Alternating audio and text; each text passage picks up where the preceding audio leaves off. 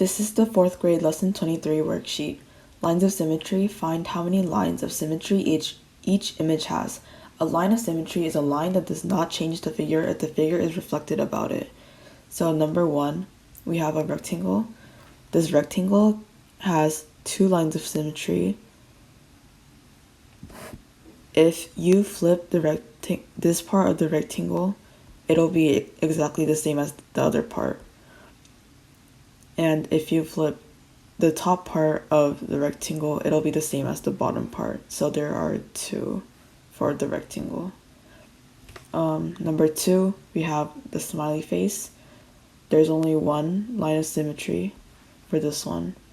If you flip this half of the smiley face, it'll be exactly the same as the other. Number 3, we have this L shape. Oh, and yeah, number 2 only has 1 line of symmetry. Number 3, the L shape does not have any, because no matter where you flip it, so if you flip it here, it won't end up exactly the same as the bottom part. And if you flip it diagonally, it won't be the same either. Number 4, we have a square. So this one can be reflected horizontally, vertically, and diagonally. Sorry.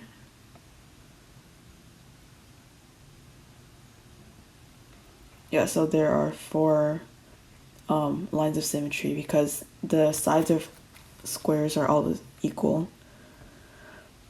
Number 5, this one also has no lines of symmetry for the same reason as number 3. No matter where you flip it, it won't be the same. Number 6, this one has 3 lines of symmetry. So 1 vertically and 2 diagonally. Determining rotational symmetry. Determine that the figures have rotational symmetry, which means that they can be rotated less than 360 degrees but appear the same. So this one does have rotational symmetry because, for example, if you rotate it by 180 degrees, it will still end up looking the same as the original figure. Number 2, this one does not have rotational symmetry because if you rotate it by a degree other than 360, it'll end up looking like downwards or like sideways. Number 3, same for this one.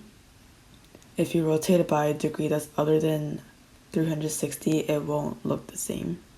For example, it can look like this, or it can look like this. Number 4, so the square does have rotational symmetry because all 4 sides are equal in length for a square. So even if you rotate it in a degree that's less than 360 degrees, it'll look the same.